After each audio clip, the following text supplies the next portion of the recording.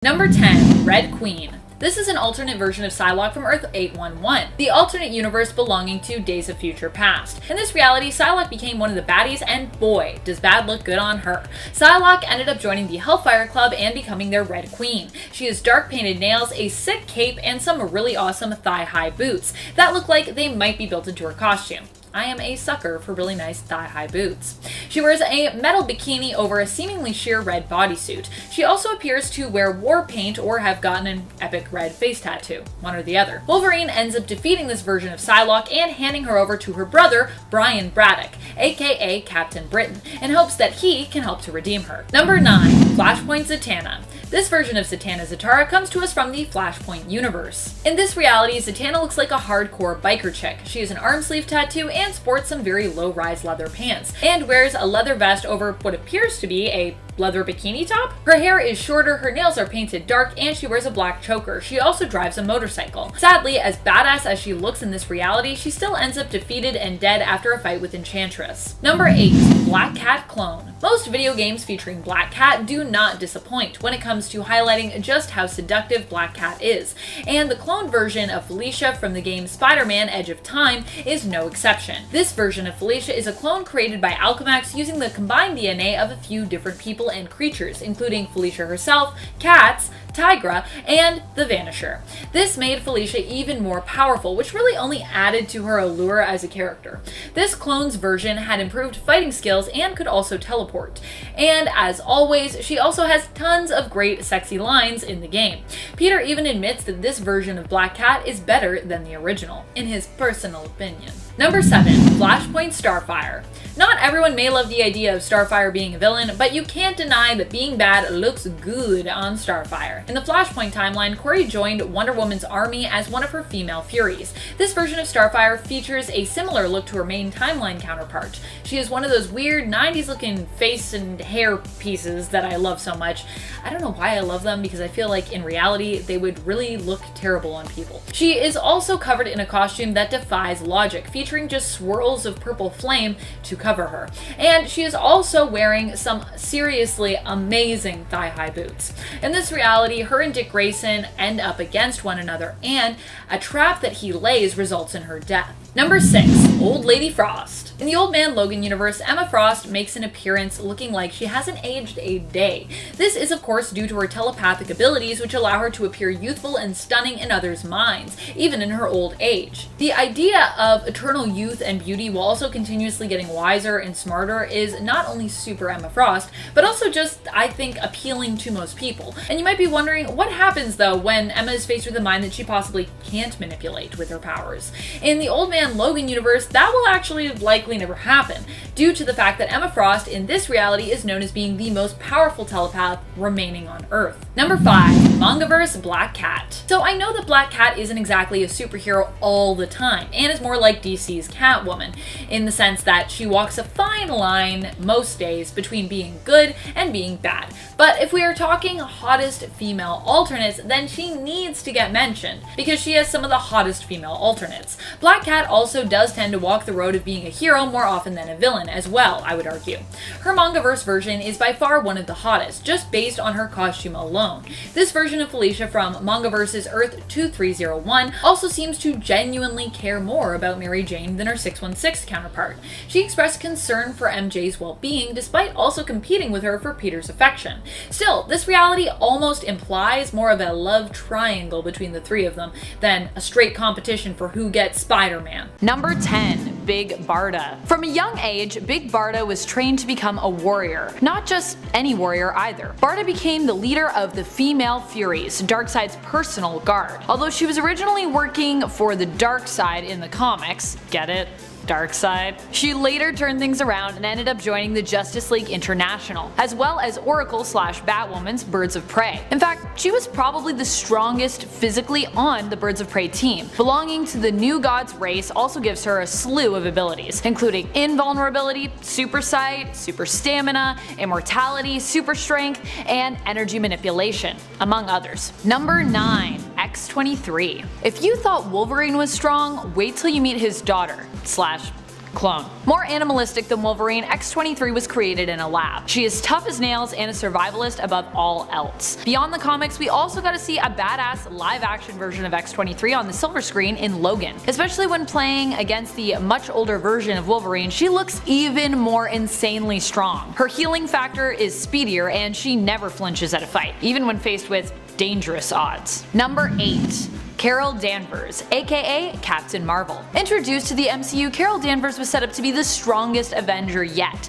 And while this is debatable, one cannot deny the strength of Captain Marvel, formerly known in the comics as Miss Marvel. Carol has flight capabilities, super strength, can fire photonic blasts, and comes with a no-nonsense attitude. I would even argue she is presented as having a more militaristic mindset than Cap at times. In the past few years, the comics have uplifted her character, promoting her from Miss to Captain, and allowing her to earn that title, easily defeating one of her arch nemesis, Jan Rog, after being reintroduced. A man who she has struggled to defeat in the past and has tortured her for most of her life. Oh yeah, and she manages to do it with a tumor rapidly growing inside her brain. Wow. I've been fighting with one arm tied behind my back. But what happens when I'm finally set free?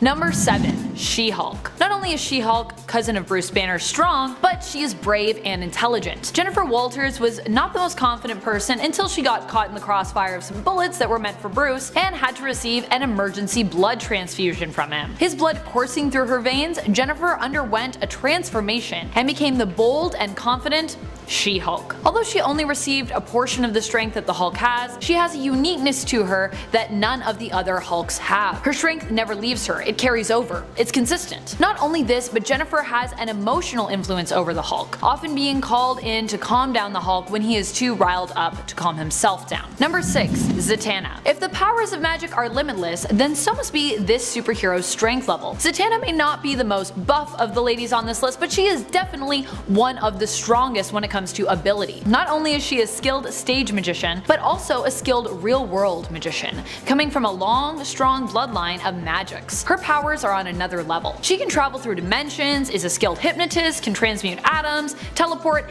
and has telepathic abilities. She's one of Batman's oldest friends and often helps out the Justice League. In fact, she was even once referred to as the strongest member of the Justice League. You could argue that she is just as strong, if not stronger, than Marvel's Doctor Strange. Many fans would like to imagine that Zatanna herself would make an even better Sorcerer Supreme. Number 5. Emma Frost. Speaking on telepathic abilities, Emma Frost is one strong telepath that also comes to mind. What can I say? I'm a sucker for a strong telepath, and I think it is one of the strongest superpowers around. Emma Frost has even used her abilities to cure mutants of their lack of control over their powers, famously helping Scott Summers, aka Cyclops, to control his optic blasts. And telepathic powers aside, she is also one of the actual strongest superheroes in the sense that she can turn herself into Diamond, known for being a super tough substance and able to withstand tons of pressure. So she is not only mentally strong, but physically strong as well.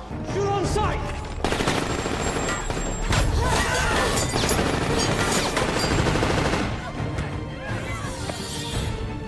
Number 4. Jean Grey. Of course, when Jean Grey is alive and well, wait, how many times has she died now? And how many times has she been resurrected? Anyways, when Jean is alive and well, she's an even stronger telepath than Emma Frost. And when teamed up with the Phoenix Force, she's even stronger and more deadly. Although she is not physically strong, Jean is also super skilled at telekinesis. And who needs super strength when you can lift almost anything with your mind? Jean could use that trick to make herself look insanely strong. Many have compared her to Charles Xavier, and many have argued that Jean is stronger, though she does sometimes struggle to access and control her full potential, which is perhaps where Professor X surpasses her. If you follow the X-Men films, they would even have us believe that Jean can defeat Apocalypse, simply by shouting.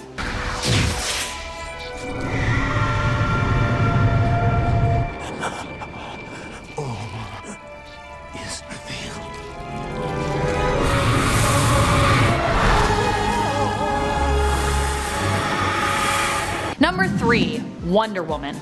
Strong, smart, and funny? The Wonder Woman film starring Gal Gadot has shown us just how powerful Wonder Woman is, not just as a superhero, but as an icon. When people think of female strength, Diana Prince is one of the first characters that comes to mind, whether or not you are a comic book geek. Why? Well, for good reason. Wonder Woman not only has an iconic look, but beyond that, she was one of the first female superheroes ever to be introduced in the comic book world. She grew out of her jobs, first as a nurse, then as a secretary, and eventually became a founding member of the Justice League, and their first female member. She is known for her wit, strength, lasso of truth, demigoddess status, and Amazonian heritage. And let's not forget that with Wonder Woman, we also potentially get an army of insanely strong Amazonian warriors.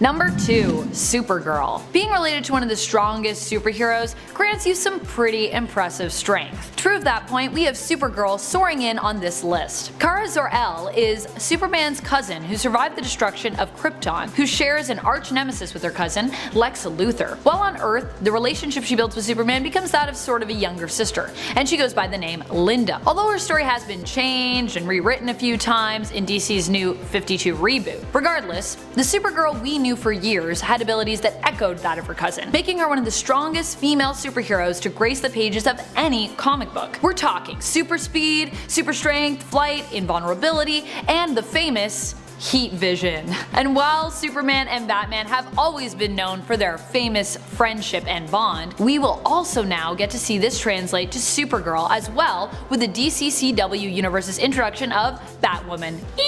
Number 7. Dark Supergirl. This version of Supergirl was created when Lex Luthor exposed Supergirl to black kryptonite. She was a duplicate of the original, but inverted morally, being more evil and dark than her original counterpart.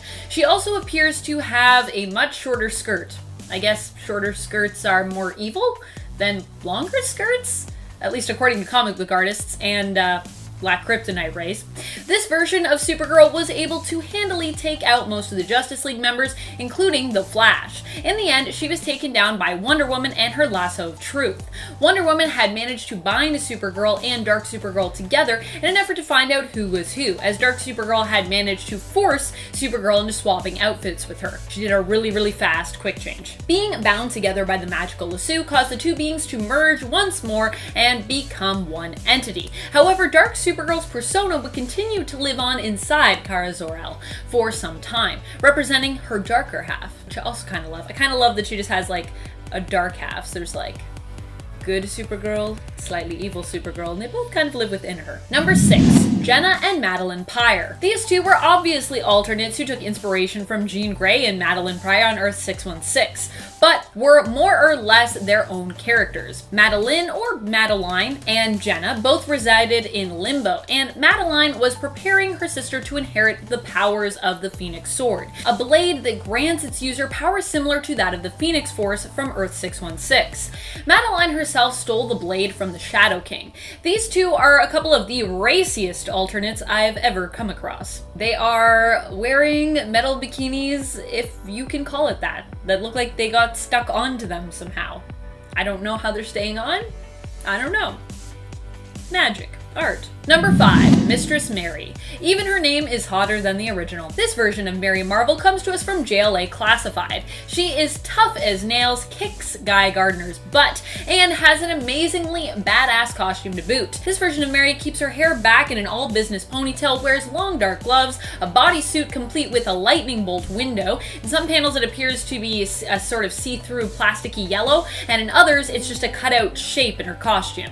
Her bodysuit attaches to fishnets or stockings, with one strap just sort of flapping free. And my favorite part, she wears a big pair of combat boots, all the better to kick butt with. Number 4. DCEU Mara. Probably one of the hottest versions of Mara in the entire DC universe, comes to us from the DCEU films. I personally don't think the Aquaman film would have been as successful without Mara in it. Amber Heard was the actress who played Mara in the film, and she did an amazing job looking and acting the part. Very well cast. Add in all the stunning costumes and outfits that we see Mara in, and it's easy to understand why her DCEU version is considered one of the hottest alternates around. Seriously, the sight of Amber Heard's Mara in that stunning jellyfish dress is enough to make anyone swoon. Pretty sure everyone watching that was just like, I'm weak in the knees. Do whatever she wants, please. She's just so pretty. And let's also not forget just how badass Mara was in the film. And how smart she was. She's the whole package, really, of hotness. Mara, of course, doesn't always play the role of the hero, but she has fought alongside Aquaman enough times that I think we can count her as one for the purpose of this list. Number 3, Rachel Roth. This version of Raven comes to us from the world of the DC bombshells. I love this world. It's just so stylized. If I were ever to do a Raven cosplay, I think this is the one I'd most want to do. Also, if I were to ever visit like an alternate world, I think I'd want to visit the DC bombshells. This version of Raven became the mind-controlled pet of Joker's daughter. She ended up being saved, however, by Zatanna and Mary Marvel. Her costume in this universe consists of devil's horns, a corseted bodysuit, long matching gloves, fishnet stockings, and an off-the-shoulder cape with its standard jewel fastening. Overall, it's just an amazing look for Raven.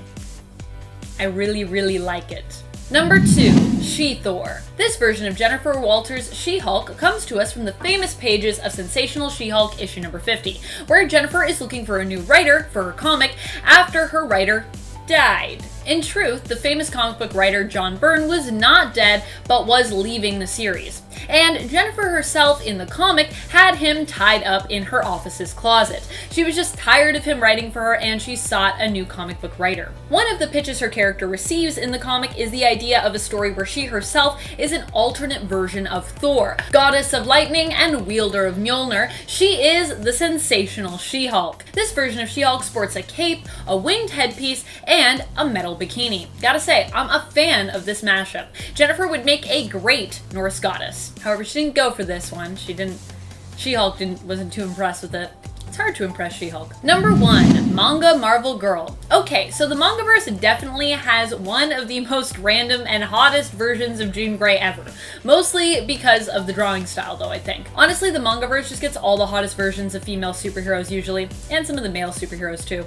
This version of Jean usually keeps her hair pulled back in a green scrunchie. She wears a green and gold super crop bikini style top, and arm warmers, and super shiny green pants. Alternatively, she can also be seen in a more classic but still anime version of her original costume. Short, green skirt, big, thigh-high yellow boots, and an off-the-shoulder shirt with a yellow-collared harness over top. Number 4, Nubia. Nubia is the alternate Wonder Woman from Earth 23, the same Earth as Calvin Ellis's Superman. There are a few different versions that are super hot when it comes to Wonder Woman, who herself is just a stunner, and Nubia is definitely one of them. Not only is she as noble and good as her main continuity counterpart, working with her Earth's Justice League, but her costume is also killer. I personally especially love how strong she looks and love her sporting her metallic armored costume, complete with a silver metal chest piece / belt with built-in abs. Nothing says sexy like silver metal abs. Number 3, Red Cat. The Red Cat is sort of a hybrid of Black Widow and Felicia Hardy, or really more Nat and Black Cat's clothing and role, which gives us the Red Cat. Now, I don't know about you, but I personally think Natasha and Felicia are a couple of the hottest ladies in the Marvel Universe, so this one definitely had to make my cut. This reality-warped version comes to us from the short 4-part series Symbiote Spider-Man Alien Reality, and pits Peter Parker in the symbiote suit, Red Cat, and no longer Sorcerer Supreme, Doctor Strange, against the new Villainous Sorcerer Supreme, Hobgoblin. Number 2, Revenant Storm. There are so many hot alternate versions of Storm out there. Even her anti-self, her Mumadry or Revenant version is sexy. This version of Storm was brought out in Uncanny X-Force Volume 2 after the Revenants, under leadership of their queen, Cassandra Nova, used a serum to revive the Mumadry of the X-Force team members within them. Psylocke, Puck, and Storm within them. This version of Storm keeps her long white mane of hair but also sports horns on her headpiece. Her costume is similar to her original costume, but with lots of dangly fang accessories. She also has a body chain attached to part of her chest piece. I am such a sucker for darker takes on classic characters and body chains. Body chains are cool. Number 1, Power Girl. So, I'm not about to talk about Earth 2 Power Girl here because that seems a little weird and wrong. Although many people think of Power Girl as an alternate version of Supergirl, she really is her own character. Now, of course, the continuity in DC can be very confusing because of all of the resets we've seen and had. But basically, just know that Earth 2, where Power Girl is from, is kind of like the home for the classic versions of superheroes, as established in 1961's Flash Volume 1, Issue 123, like Jay Garrick's Flash, Alan Scott's Green Lantern, old school Batman, and Superman. So to call Power Girl an alternate doesn't really do her justice, which is why I'm going to talk here about one of her own hottest alternates from the series, Justice League The Nail. Power Girl is one of the hottest characters in the comic book world, so of course I could not leave her out of this list. This alternate version has a similar look to Power Girl when it comes to her costume and aesthetic, but with just a few little alterations making her costume a touch more racy. Now, I have always loved Power Girl's look because I feel like she is just so unashamed of her body, of what others think of the way that she dresses. That confidence that she exudes makes her one of the most sexy and attractive supers out there. Nothing looks sexier on a person than confidence. Number 10, Star Woman. This version of Stargirl is known as Star Woman and comes to us from Earth 33. Courtney Whitmore in this alternate universe is a magic user wielding a staff that allows her to channel the power of the stars. She was the apprentice of Starman and fought to avenge his death. This version of Courtney looks like a mashup of Black Cat and Stargirl somewhat. She has white hair, a black mask, and wears a black and red long sleeve crop top with stars on it, red gloves, and black shorts. Crop tops for the win! I'm a big fan of the crop top. Can't wait for summer so everyone can wear crop tops. Number 9, the most dangerous woman in all of Europe. Is there a time period that exists that does not look good on Natasha? In the 1602 universe, Natasha Romanoff, aka Black Widow, is known as the most dangerous woman in all of Europe and is a freelance spy, not loyal to any particular country. She ends up aligned with Dr. Doom's alternate, Count Otto von Doom, in the 1602 alternate universe of Earth 311, which also ends up resulting in her death when she questions orders given to her and Doom's plan. Number 8, Vampy. If you are a fan of Vampirella and also a fan of futuristic, potentially cyberpunk looks, then I have a hot alternate for you. Anarchy Studios published a comic series in the early 2000s introducing an alternate version of Vampirella from the future. The series was named after Vampirella's nickname, Vampy. This Vampy sought to cure her vampirism and ran around in a zipped up red leotard, thigh highs with a holster / garter attached to keep them up, and red boots or futuristic kind of looking sneakers on her feet. She also had a gold chain style choker and arm bracelets and red gauntlets. This was a pretty epic look for Vampy, and I'm not gonna lie, I kind of love it. I also love the sometimes futuristic sneakers that she wore. I need a pair of those. She still sported her signature golden bat symbol as well in this version, which I think is the symbol of Draculon?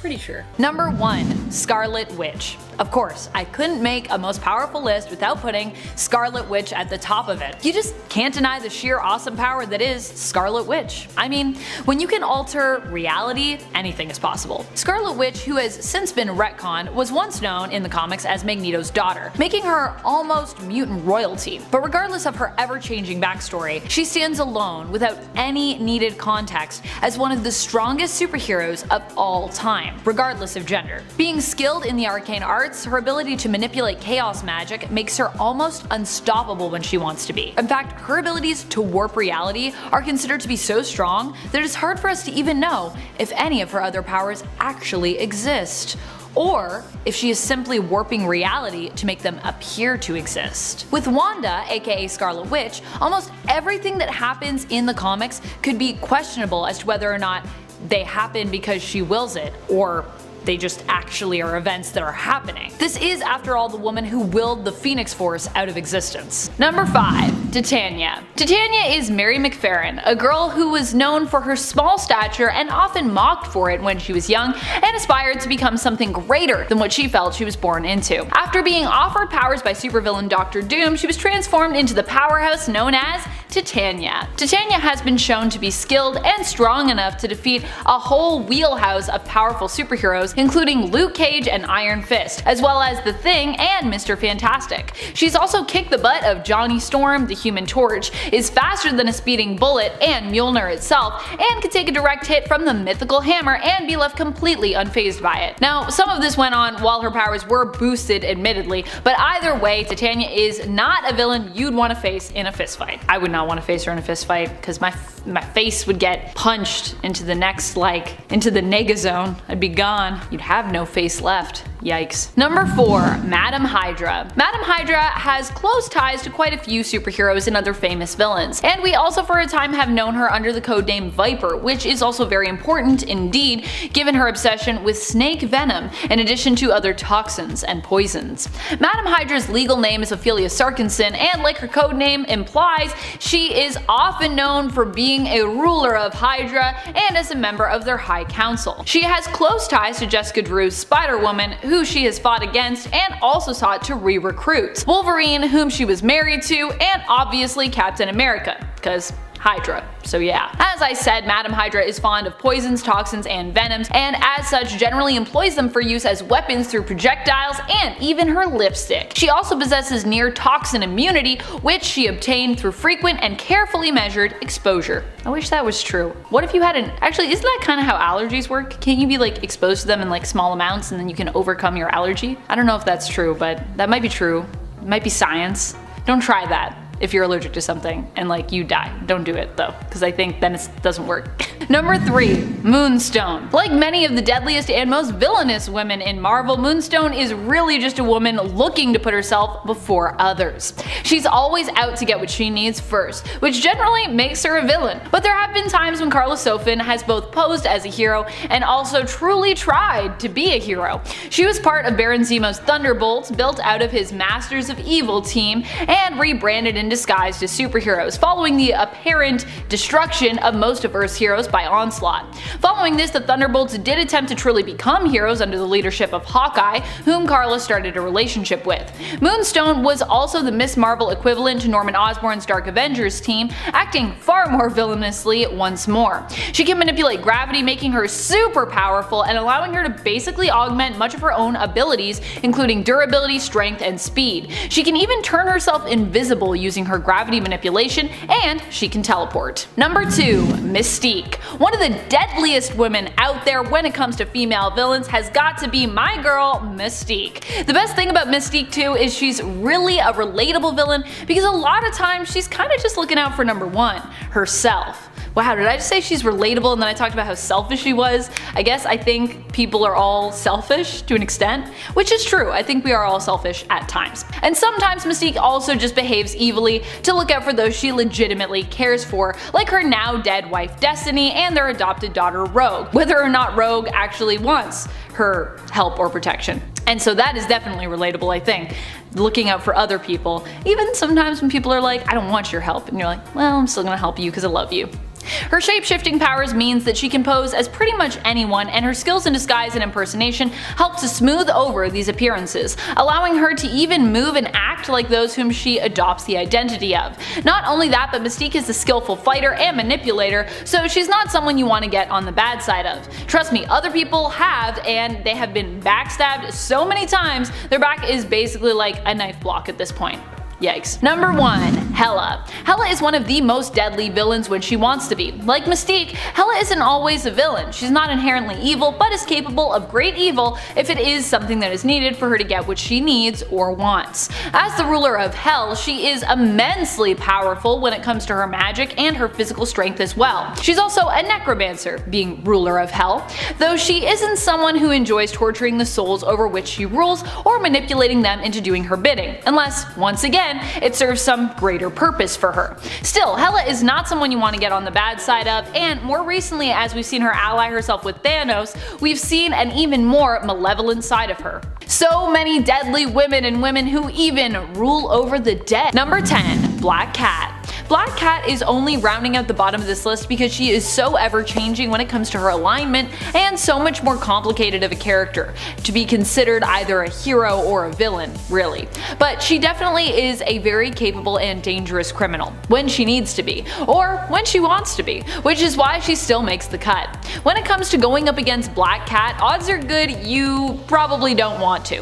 In fact, she might not even be someone you want as an ally, considering that Black Cat could in fact be ready to double cross you at a moment's notice. Felicia Hardy is definitely one of the most dangerous thieves around when it comes to Marvel Comics, making her one of the publisher's most deadly, sometimes villain. Number 9. Bloodlust. Bloodlust was one of the villainesses that ended up joining the Femme Fatales. The Femme Fatales were an all-female supervillain group who were for a time working alongside Superior's Femizons in a plot to take over the world. She would end up being a mutant who lost her powers on M-Day, but when she did have them, they were very similar to Wolverine and X-23's. Bloodlust, whose real name is Beata Dubiel, actually predates X-23 in terms of her first appearance. Pretty cool facts. She first appeared in the comics in Marvel Comics Presents in 1990. After she lost her powers though, she became a skilled assassin who fought with small, stiletto-like blades. Powered, Bloodlust was believed to be as strong and deadly as Wolverine. Depowered, she was still a skilled enough fighter to give Domino a run for her money. Before we move on to our next number, just a quick reminder to give this video a thumbs up if you are enjoying it. It really does help us out. Number 8. Emma Frost. Emma Frost is only ranking so low on the list because she is a reformed villain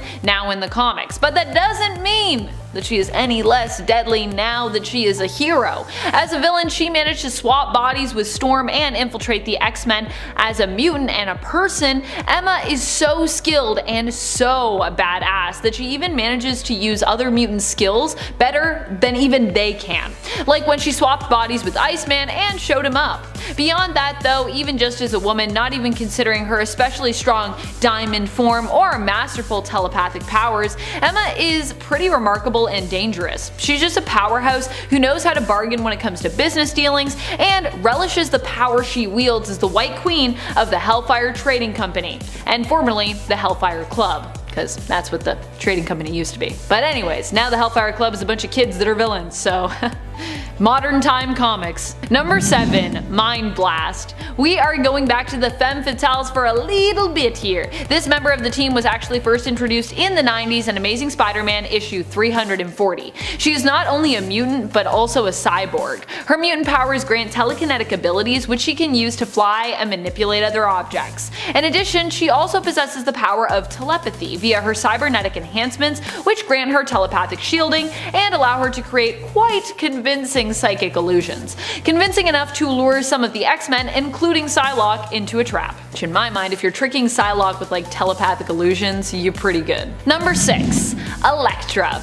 Elektra is one of the most skilled and dangerous women out there, both when she's acting as a villain and when she's acting even as a hero. Like Emma, she also ranks a little bit lower due to the fact that she is currently attempting to prove she can be good and operating under the codename Daredevil. So not super villainous right now. However, part of the appeal with Elektra is while an ally to Daredevil, she has never been completely good and in general is considered as more being a villain than a hero.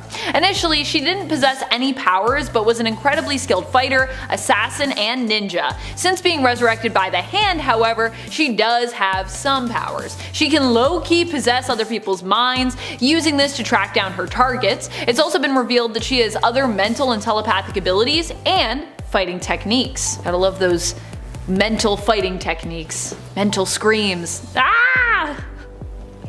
This is why I should never get any kind of sonic scream, because I would just sound ridiculous.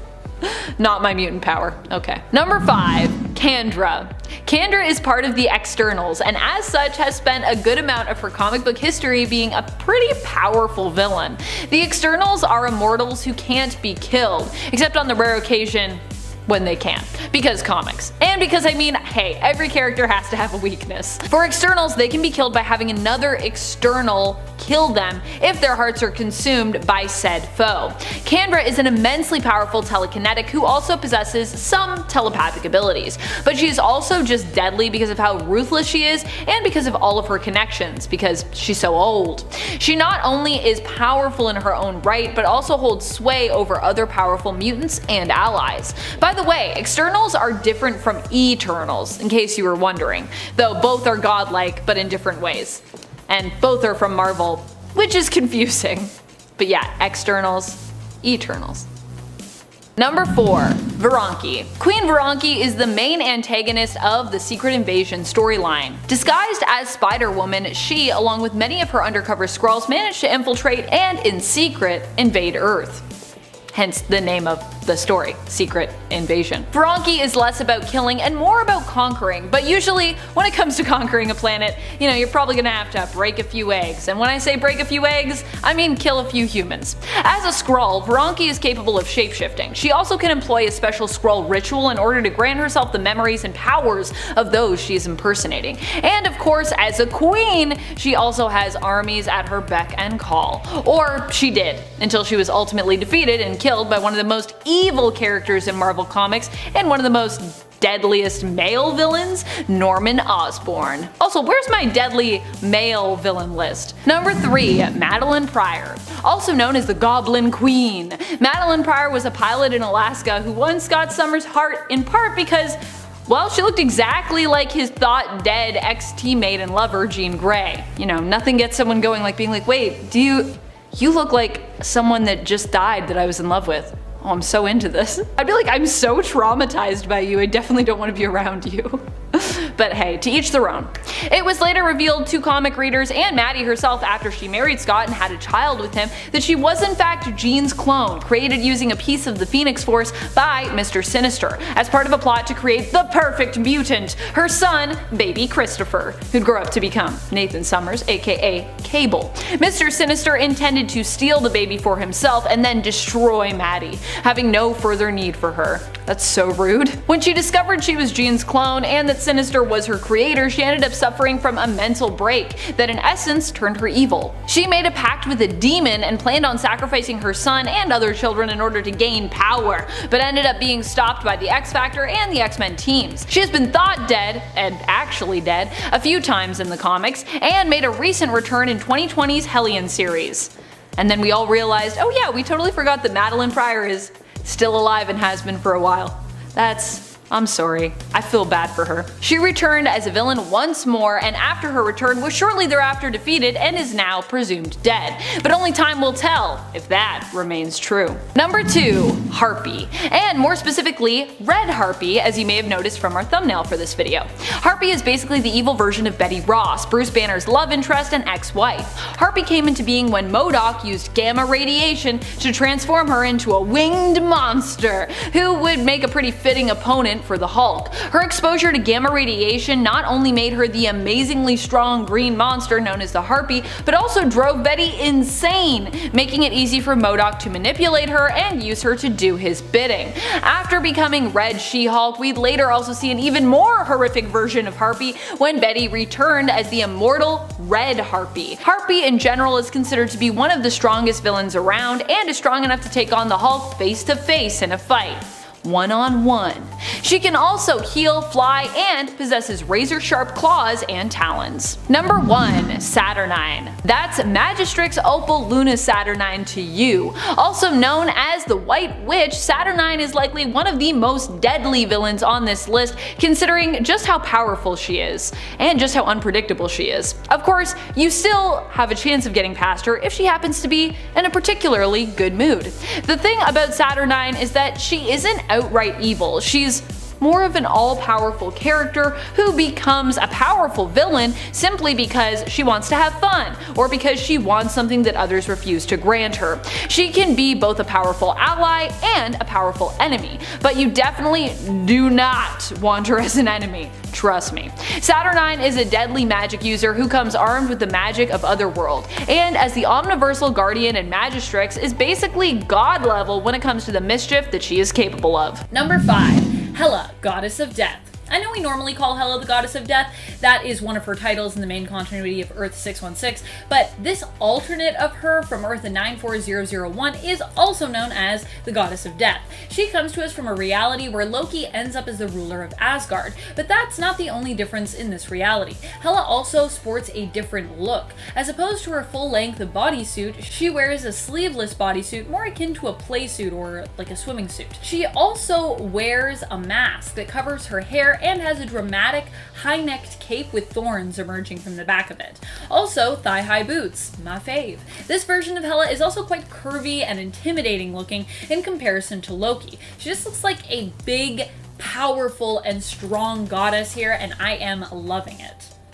Actually, I love a lot of the ways the women are drawn in this comic. Number 4, Typhoid Mary. She is genuinely an off of Villainous. She first debuted as Typhoid Mary in Daredevil number 254 back in 1988. She's kinda sympathetic, we'll get to it. She started as a Daredevil villain and would expand to become a Spider-Man and Deadpool one as well. She raped Deadpool, never forget, I certainly haven't. She was a former lover of the Daredevil and has some low-level psionic abilities. Typhoid Mary is genuinely unstable, and she was actually created accidentally by the Daredevil when he was trying to take down a brothel and was stunned when the woman in it attacked him. He accidentally knocked her out of a window, and so she vowed never to let a man hurt her again. In fact, she would hurt them first. Typhoid Mary has range and has multiple personalities, with the typhoid one being one of the most aggressive. She also kills domestic abusers, only the men though. Listen, she's genuinely bad, but they always draw her super hot, so hottest. I mean, when I did Scary Aliens, you all didn't want to believe Starfire was scary because she was too hot. Well, Typhoid Mary is hot too. Are you gonna take the risk because she's got a two-faced thing going on? Just so aggressive in this video. I'm really passionate about evil hot women. Number 3. Jokers. On Earth 9, the Joker persona was actually shared by 3 women: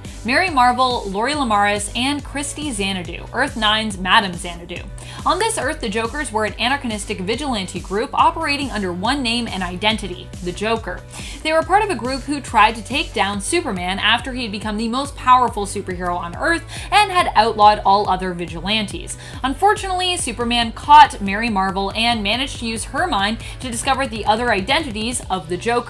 All 3 of these ladies are attractive, powerful women, and the fact that their Joker was an anachronistic hero just adds to their appeal. Earth 9 is the alternate universe belonging to the DC imprint Tangent Comics. Number 2. Nightshade. She first appeared in Captain America number 164 back in 1973, and used to be called Dr. Nightshade and Deadly Nightshade. Discovering as a young girl that she has a knack for science, she decided to use it for evil. She focuses on creating a werewolf army, yes. And you know what she's got going on? Pheromones. She could use them to control men through science. She forced Captain America to fight Falcon, and also just help her in general, but he resisted real hard. She has also created a serum to turn men into women, and as always, she is on that werewolf army game. Capwolf. She's a mad scientist who loves bikinis and thigh-high boots. She has more of a costume now, but she's still out there manipulating to get what she wants. These old panels, I love them so much. Exploitative? Hell yeah. The confidence to wear that? Envious. She can turn a man into a werewolf and then just head straight to the beach. That's convenience. And number 1, Star Sapphire.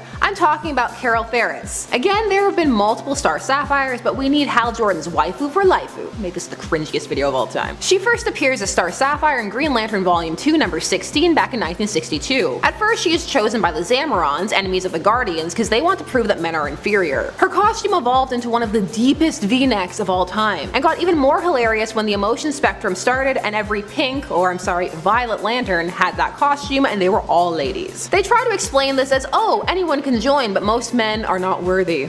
Okay, sure Jan. I demand Kyle in this outfit. The world needs it. Officially, not just as fan art. Look it up. It exists. Star Sapphire is a hero now for the most part, but for a while she was a recurring villain and the persona was buried deep within Carol's mind. These costumes, they're a look. Charting their evolution is a trip. Number 10. Boss Madam Hydra. I mostly wanted to include this alternate version of Madam Hydra because of her cool look in the comics.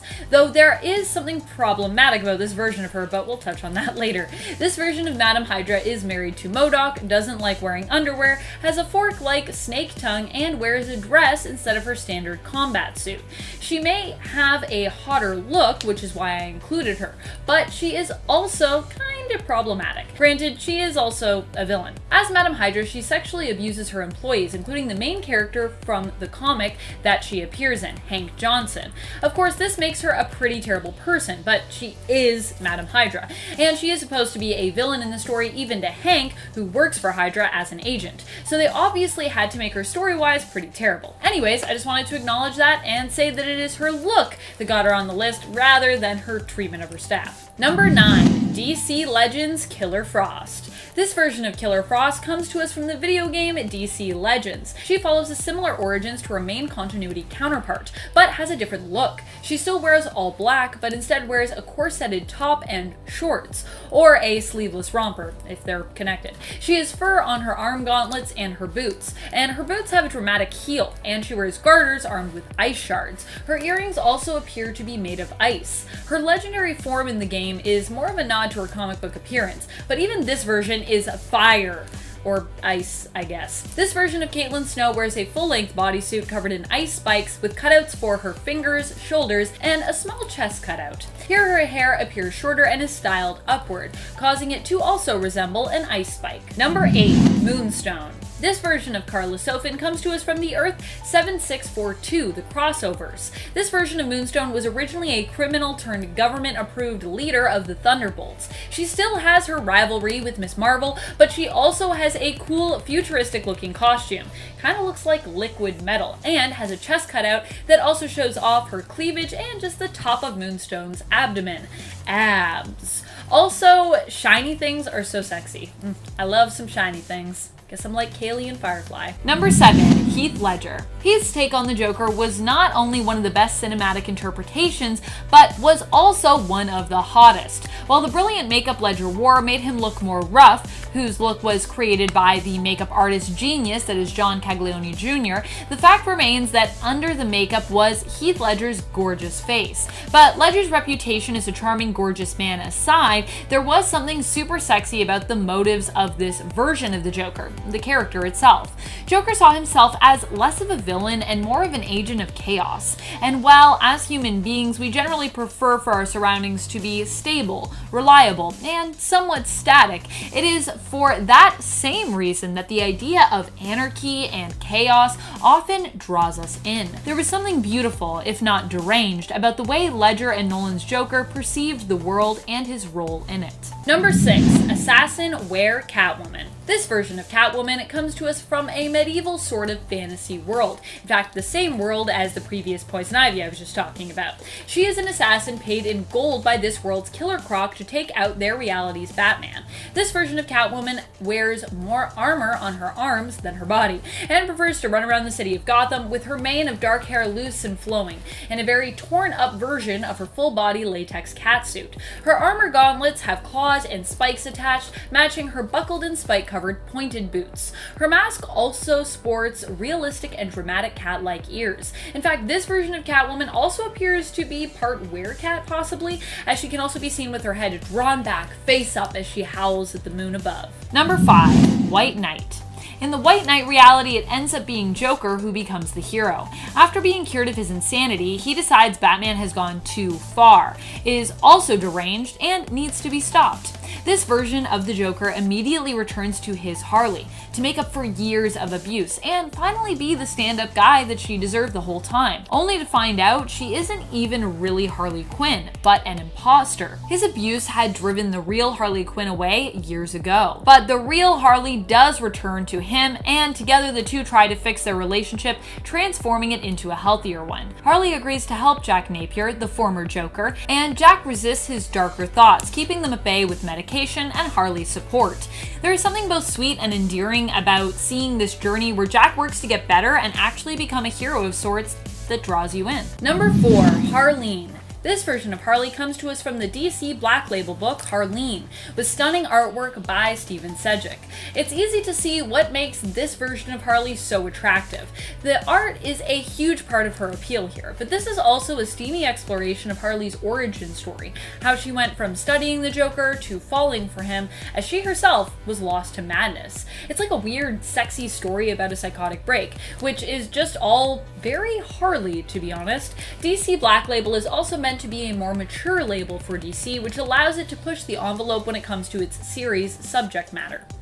Number 3, Giganta. Are you all here for the Vor, the giant lady? Do you like a lot of women that you have to look up to even to see her waist? Well then, here comes Giganta. She first debuted in Wonder Woman Volume 1, number 9 back in 1944, and was created by William Moulton Marston, so you know that there was some level of kink involved. The man liked what he liked and wanted you to know about it. She was an ape who was mutated into a beautiful and giant woman. This was her first origin. Her newer origin is a bit more complicated, but still involved a gorilla and mind transference. Here she eventually transfers herself into a strong woman named Olga, who has size-changing abilities. People are into Giganta. She's been adapted numerous times. I found her through the Justice League Unlimited cartoon. Number 2. Pamela Isley. This version of Pamela comes to us from DC Bombshells. I know we have already talked about an alternate version of this villain, but this one is also so stunning, and I'm such a huge Poison Ivy fan, who isn't, that I had to also include her. Poison Ivy in the DC Bombshells universe was a smuggler working with the alternate version of Catwoman. Eventually, the Nazis took over her home city of Calais in France. Unhappy about then being forced to work for the Nazis instead, she ended up brewing and wearing a potent perfume whose scent was so strong that it made the Nazis pass out, allowing her to kill them and get revenge and escape. However, the perfume also turned her skin green, just how she got her classic iconic look in this alternate world. Number 1. DCEU Harley Quinn. Now, I couldn't do a list about hot female supervillains without talking about the brilliant and stunning talent that is Margot Robbie.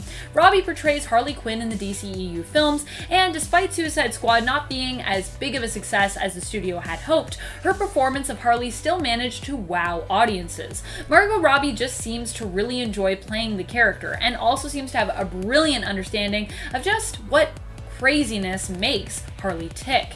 Whether she's rocking her daddy's little monster shirt and sequin shorts in Suicide Squad, or kicking butt in various jaw-dropping, bright and bold outfits in Harley Quinn Birds of Prey, she is magic to watch on the screen. Nothing like someone as badass as Margot Robbie playing someone as badass as Harley Quinn. It's just a match made in hotness heaven. Number 10. Amanda Waller. She doesn't even have superpowers, but she is a power all on her own. Nicknamed the Wall, she is a government official who will do anything in the name of national security. I'm talking breaking the rules, killing people, even killing innocent people. She is the commander of Task Force X, aka Suicide Squad, a supervillain team that performs special operations under her command. She has a brilliant tactical mind and is ruthless and disciplined, bending supervillains to her will to get her work done, but she's not afraid to get her hands dirty. She once even uncovered Batman's secret identity. She might not be the deadliest DC villain by a pretty wide margin, but there are a whole host of DC villains that would say she's plenty deadly. It's this ability to get superpowered villains to do her dirty work that earns her this spot on our list. Number 9. Catwoman. Coming straight from the heart of Gotham City, Selina Kyle has had a varied origin, but she always ends up becoming Catwoman. In more recent years, she shows up more as a helper to Batman than as an enemy, but she is one of Batman's original villains, and for good reason. She is in peak physical condition and a nimble acrobat as well as master thief, sometimes even using literal cats to help her in her schemes. She might not have super strength or energy manipulation, but she is still a deadly foe, a skilled martial artist, stealth expert, and has considerable skill with weapons, including firearms and swords. Number 8.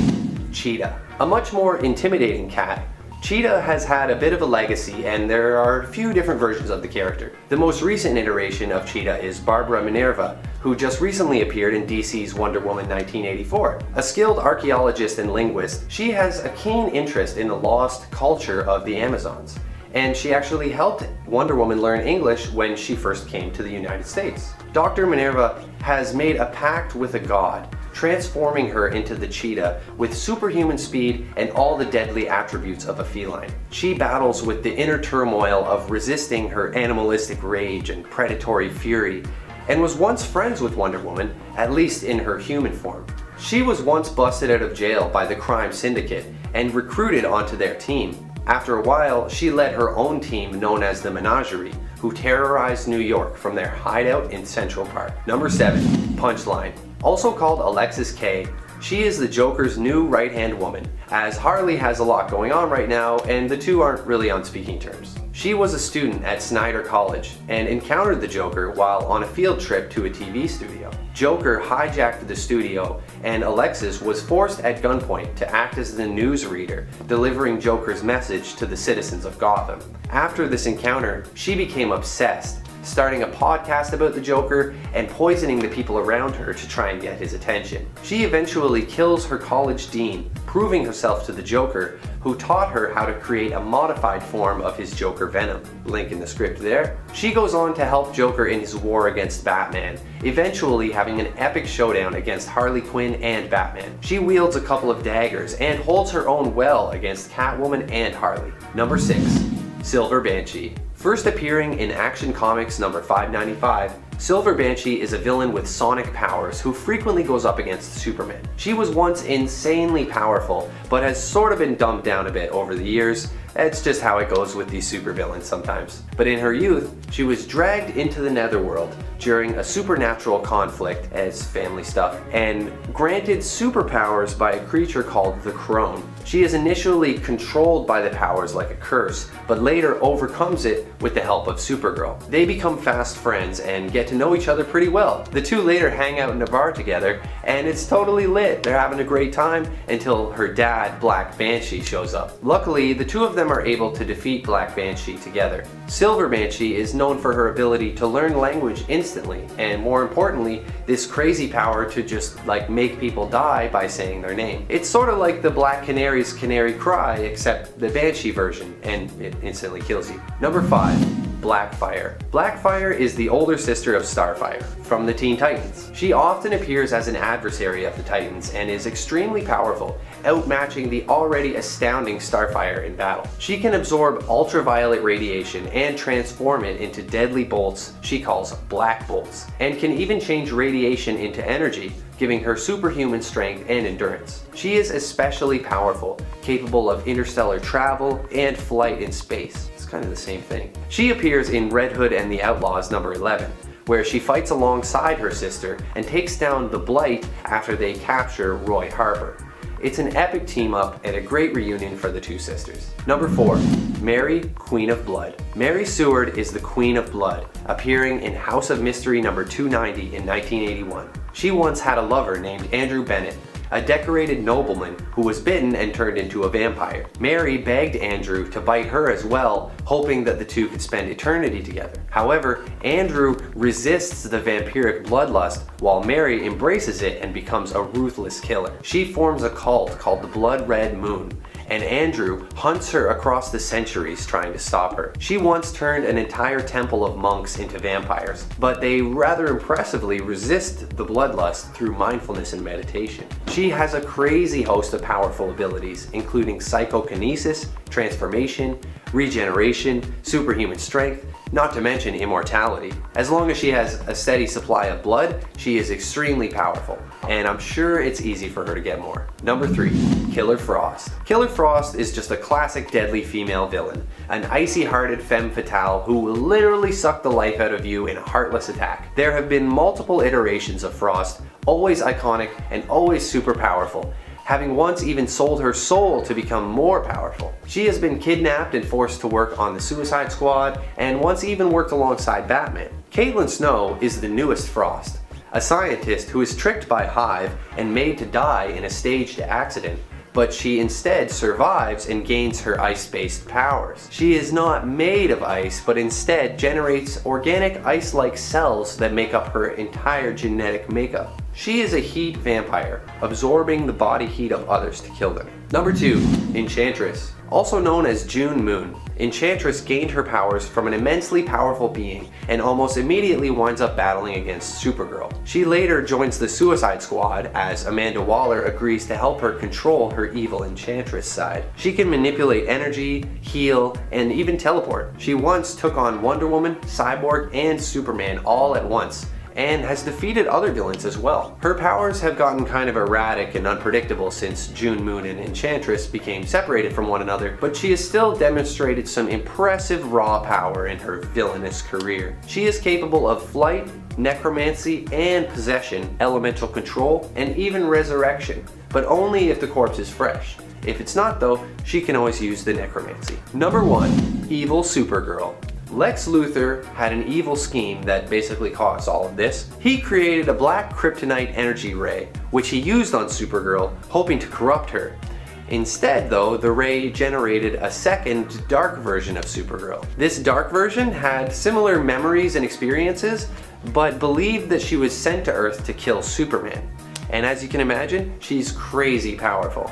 She goes on a rampage using her Kryptonian powers, causing tons of damage, and even taking down Black Canary and the Flash, before finally facing off in an epic battle with Superman and Wonder Woman. Evil Supergirl is likely one of the most powerful villains ever, and it's actually Wonder Woman that brings her down in the end, catching both versions of Supergirl in her lasso and merging them together back into one. Number 10. Sapphire Styx. Sapphire Styx was a mutant villain powerful enough to turn Wolverine unconscious with her life-threatening powers. Her abilities allow her to steal the energy and life force of those she makes physical contact with, typically through kissing them. Kind of like Rogue, but without the power and memory absorption, and if she leaned into the harmful elements of her powers a little more. Sapphire did just that, and it is implied that she has been able to stay healthy and young for hundreds of years using her mutant ability. I love when we have like mutant vampirism. I love those powers. It's also believed she is powerful enough that she could use her mutant ability to kill her victims depending on her target's power level and resistance, of course. In the end, she was defeated and killed by Psylocke, who used her powers to avenge all the souls that Sapphire had ever drained, shattering her. Psylocke then used Sapphire's soul energy to rebuild her own body, becoming Betsy once more. Number 9. Knockout. Knockout has only made a few appearances in the comics since her first appearance in the 90s, but she is still a pretty deadly female villain and is super badass. She has worked within both the Villainous supergroup of the Femizons and the Femme Fatales. More recently, she was seen once again fighting alongside the Femme Fatales. Knockout is a mutant whose powers are enhanced strength, endurance, and durability. She's a skilled enough fighter that she was able to make quick work of Mutant Rogue when she faced her briefly in Hunt for Wolverine, Mystery in Madripoor. Number 8. Lady Mastermind. We could talk about both for this point, but I've decided to focus on Regan Wingard, who popped up in Dawn of X, as opposed to Martinique, who is also the daughter of Jason Wingard, aka Mastermind. Mastermind OG. Even when it seems like Regan has not been strong enough when it comes to her mutant powers to achieve the desired effect on her victims, she has proven skilled and resourceful enough to find a way to push through any mental blocks or willpower that those she targets possess. Her mutant powers allow her to create realistic illusions that in fact can even trick your body into responding to them as if they were real, meaning that her illusions can actually kill you. Yikes. Unlike her father, her powers also do not require her full and devout concentration to work. Lady Mastermind's illusions will persevere even if she goes unconscious, which is pretty powerful. She's basically like way more powerful than her dad. And before we move on to our next spot, time for the most YouTube of moments where I ask you to kindly click that like. Pretty please? Number 7. Yelena Belova. Yelena Belova has always been the rival to Black Widow since way back when she was training in the Red Room Academy. She always aimed to be the best of the best and was driven crazy by her obsession to become the best operative out there. Belova at one point had her face swapped with Natasha's against her will, so that Nat could prove a point to her, basically that being a spy wasn't that great, to help convince her to come over to the good side of things, sort of. Belova will likely play a much less villainous role in the MCU, but in comics she has often been known as an antagonist to Black Widow. And she also has been Black Widow before. Although she is usually manipulated into being a villain, and the most evil thing about her is generally her competitiveness with Natasha, which we've already seen will be addressed in the Black Widow film, just based on the trailer. Belova has also acted as an ally to Natasha on occasion as well, despite the fact that she has lots of reasons to to hate her. So yeah, it depends on what you're reading. She can be a villain, she can sort of be not really a hero, but an ally. She can be a hero in her own way. Number 6. Lady Bullseye. Maki Matsumoto is known for being one of the fastest fighters around. She is both believed to be faster than the Kingpin and Bullseye, who inspired her to become a killer under the same mantle, and Bullseye, who in fact inspired her to become a killer under that same mantle. She was saved by Bullseye when she was a little girl, who the Yakuza intended to sell for their own means. Bullseye, however, was tasked with wiping out those who would be responsible for her and many other victims' sale, and killed them before they could do so. Lady Bullseye is a skilled fighter, trained in wielding many different types of weapons, and proficient in many different kinds of martial arts. Oh, she also is apparently a lawyer, or at least understands law well enough to pose as one. She's both worked with Kingpin and successfully defeated him in combat, which I think is pretty impressive. Kingpin is not an easy person to defeat in a fight. Number 10. Jared Leto.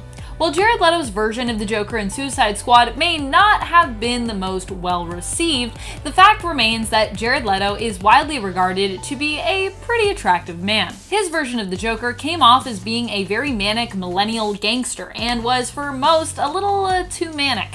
But Leto's Joker should get some bonus points for giving us a very tattooed up version of this villain. At the very least, to most, tattoos are considered pretty sexy. And fans of Jared Leto likely still can't see him as anything but the lovable, somewhat of a jerk, illiterate teen heartthrob that was Jordan Catalano. Jordan Catalano, although pretty terrible, was pretty baby. Number 9. Jokester.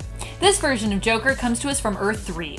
He is actually a good guy, which is part of what adds to his appeal. This version of the Joker was known by the name Jackie. He was an underdog and struggling comedian who stood up to the corrupt vigilante Owlman. Taking a stand against Owlman, who Jackie actually knew to be a murderer, he made him the target of the jokes in his comedy act. The police and people of Gotham saw Jackie as a sort of hero for standing up to Owlman, but his heroism came at a cost. Owlman got revenge by giving Jackie a Glasgow smile and killing his manager Harley Quinn. This drove Jackie insane, making him only have eyes for destroying Owlman and his sidekick Talon. Number 8. DC Bombshells. In the world of DC Bombshells, Joker is often referred to by Harley as Mr. J.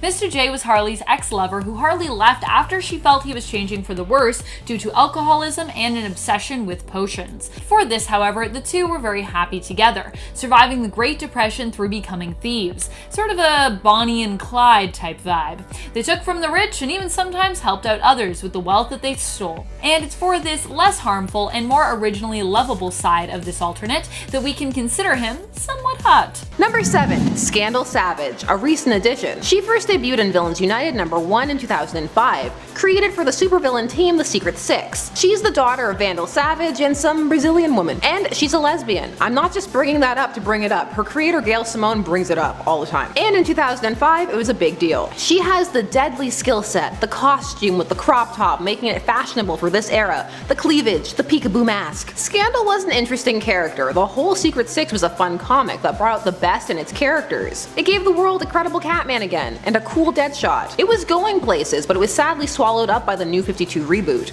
and Scandal kind of fell by the wayside. Gail Simone got swept up to write Batgirl and retconned her legs, which she was long salty about, then moved on. Scandal, easily collectible in a few trades. Number 6. All-Star Joker. The Joker of Earth 31 from All-Star Batman and Robin and The Dark Knight Returns is just super jacked. What's even crazier is later on in his story when we see him, this version of the Joker is meant to be in his 50s, and yet he still looks super ripped. This version of the Joker also has a giant dragon tattoo on his back that extends onto his bicep.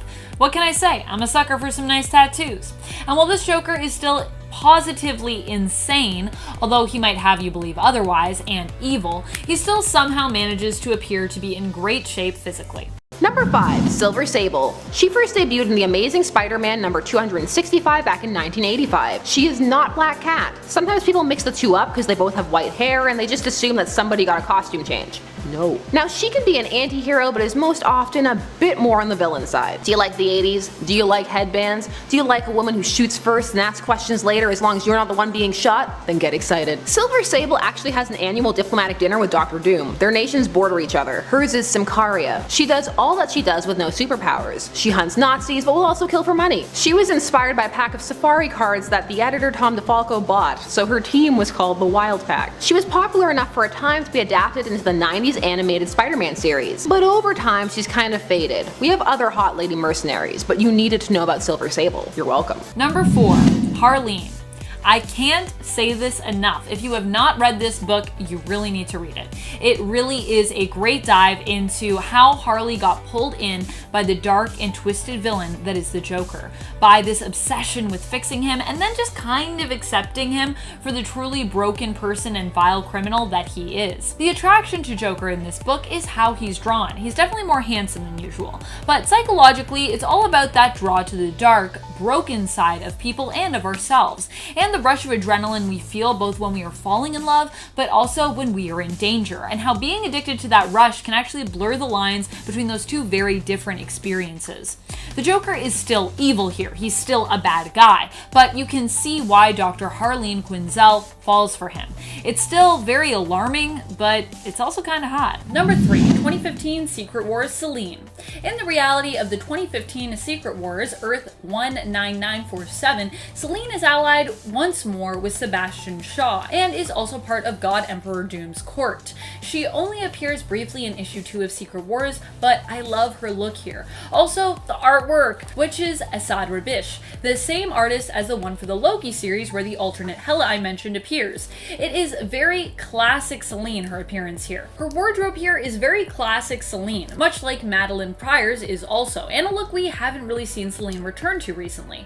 This look is her in a corseted top with a black headband and cape. Black Queen, so of course all black everything. One can assume she also might be wearing thigh-high black lace-up boots, and she also wears long black gloves and a black thong. Selene is the epitome of power and sexiness. I also just love her in a cape. I love everyone in a cape. Cape and thigh-high boots for everybody. Number 2, Bianca Steeplechase. This version of the Joker comes to us from the Thrill Killer series, the alternate Earth 37. In this reality, Joker is a woman and a criminal known as Bianca Steeplechase. While still being quite evil, this version of the Joker seems to be much kinder to her Harley Quinn, has striking green eyes that are much more alluring than the main continuity's green peepers, and loves to wear low-cut or dramatically unbuttoned shirts. Once you see this version of the Joker, you'll never look at the main continuity one the same way again. Number 1, Gotham. In Gotham, we have 2 Jokers, twin brothers known as Jeremiah and Jerome Velasca. Originally, it seemed that the deranged and evil brother Jerome was set up to become the Joker in the show. Jeremiah had escaped his brother and run off to the circus, changing his name to hide from him. He claimed that Jeremiah had tortured and tormented him when they were both children, but in the end, it was revealed that this may have been less than true. After his brother's death, Jeremiah was exposed to laughing venom that unleashed his own inner madness, and allowed him to begin his own transformation into the Joker. Since then, Jeremiah has been exposed to that famous vat of Ace chemicals, which left him severely disfigured and scarred. But prior to this change in his appearance, both he and his identical brother were fairly handsome, and originally appeared to be the most attractive live-action depiction of the Joker we've seen yet. Both characters are of course played by the same actor on Gotham, the talented Cameron Monaghan. Number 10, Malice. From Marvel. There are multiple characters who have held this name. The first 2 Malices were Black Panther villains attached to Killmonger, but the version I'm going with is Sue Storm's evil split personality. Sue Storm is the 4th incarnation of Malice, the 3rd was a Ghost Rider villain. So Sue Storm, the Invisible Woman, was manipulated by the Psycho Man into having the negative aspects of her personality manifest. You know, the bitterness of the years of neglect from Reed, and also her miscarriage. At the time, her second child, that pregnancy had not come to fruition. This would be later semi-retcon and they would succeed in having a second child, though it would be difficult, and this would be Valeria. However, Sue was very hurt by all the things that were going on. Slowly, she began to change. Her powers were upped and she began to use them more offensively. She also changed her name from the Invisible Girl to the Invisible Woman. She also got a sexier costume, and well, the people weren't having it because she was a mom after all, and moms aren't allowed to be sexy. Marvel is a no-MILF zone, or rather, tasteful MILFs. Honestly, part of the Malice explanation came in response to her costume. A boob window, cleavage at all?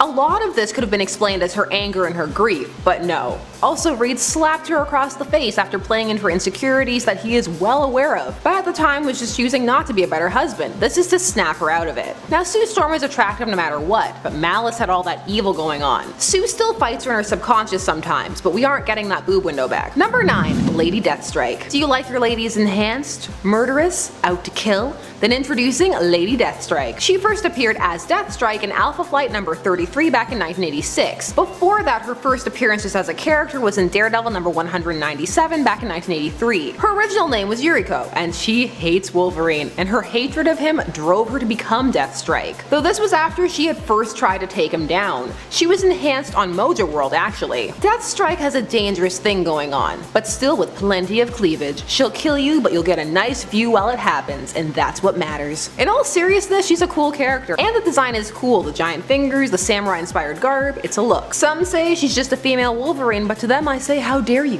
that's X-23. She's managed to find her way into adaptation, and her vengeance and rage will make her a character remembered for years to come. Number 8. Nocturna. So Nocturna had two origins, one pre-crisis and one post. The pre-crisis is from Batman number 363 back in 1983, and post-crisis is from Robin number 100 in 2002. Both versions dummy thick. One of her aliases is Mistress of the Night. She's a very blink and you'll miss her type of character. I mean, when you come back as a villain for Tim Drake in his solo outing, that's bound to happen. She was actually supposed to be adapted into Batman the Animated Series, the seminal series from the 90s. However, she proved too risque. This was because she was going to be a vampire. They approved of the hot model, that's a quote, but the bloodletting and showing blood and showing Batman lusting for blood because he was going to turn to a vampire briefly in the episode, that was too far. It was a kids show, and at the time showing blood was still a taboo. Now they show blood all the time. Still, no matter the era, one of the focuses was always on how hot she was. She was also friends with spoiler Stephanie Brown. That's not saying that is a spoiler, that was her name. She's not really a huge focus, but come on, people want their thirst. Little vampire pun for you. Number 7. Healing Witch Poison Ivy.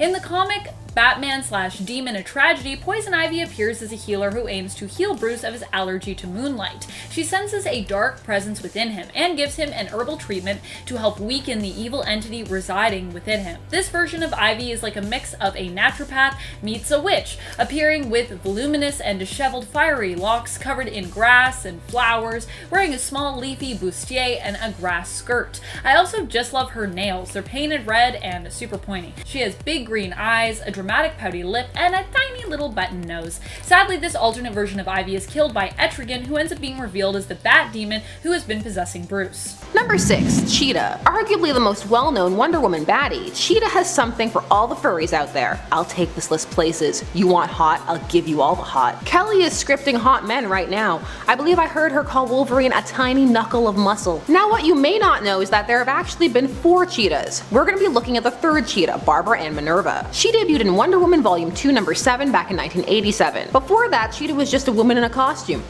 Amateurs. Her origin is actually pretty tragic. She was an archaeologist who took part in an ancient ritual as she believed she would gain immortality. It involved a female cheetah guardian. She drank human blood, ingested the berries of the plant god,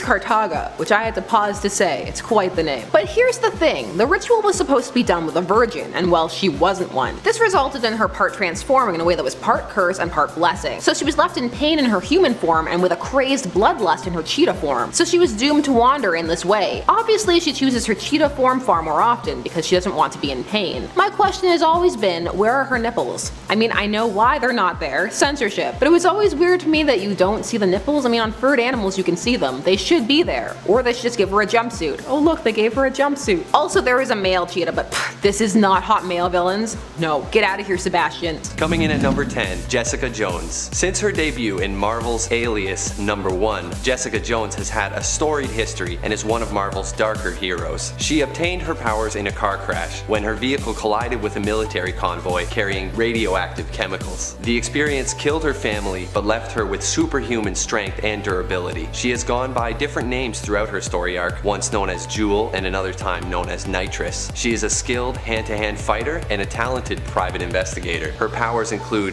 accelerated healing, flight, and even telepathic resistance due to her experiences with the Purple Man and some help from Jean Grey. Jessica is a fighter and is more powerful than she looks. Number 9. Black Widow. We meet Black Widow first in Tales of Suspense number 52 in 1964, where she meets Iron Man and inadvertently helps him defeat some Soviet agents. Formerly a KGB agent, she was trained by the Red Room, part of the Black Widow Ops program, in an effort to create the ultimate super spy. She eventually defects to America and later joins the Avengers. With a history over 50 years long, Black Widow's powers vary from story to story, but some of her most impressive powers include peak human strength, speed, and endurance. She is a master martial artist, weapons expert, disguise expert, talented hacker. Honestly, I could go on and on, but you get the idea. She's a super spy. Number 8.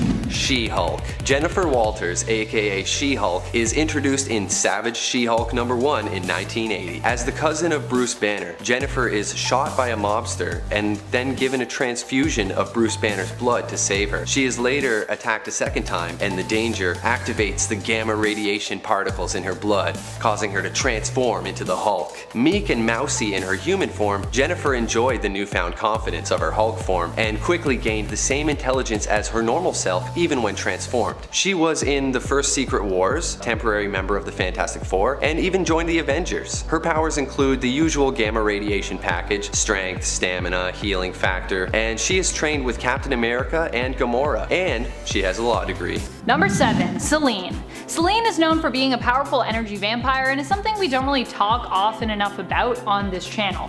She was originally known in the comics for being the Black Queen of the Hellfire Club and is an ancient immortal. So how does she stay looking so young? By feeding on the psychic energy of others. But Selene isn't just a vampire, she is also known for her telepathic and telekinetic skills. She has also been shown to demonstrate other powers over the years, like pyrokinesis, and has dabbled in magic as well. Not only that, but the energy she consumes can also be used to reinforce her physical strength and speed. Number 6. Wonder Woman. First appearing in All-Star Comics number 8 in 1941, Wonder Woman is easily one of the most recognizable female heroes and has been around since the beginning. Also known as Princess Diana, she was born on Paradise Island, the first child ever born there. She has some classic superhero equipment, including indestructible bracelets, the lasso of truth, the royal tiara, and an invisible airplane. She is a founding member of the Justice League and has an impressive selection of powers, including superhuman strength, speed, durability, and flight. Number 5. Mera. Mera first appeared in Aquaman number 11 in 1963, and she's not just the lady version of Aquaman. Mera hails from Dimension Aqua, where DC writers are sent as punishment for coming up with lame dimension names. A criminal named Liron seizes control of the kingdom,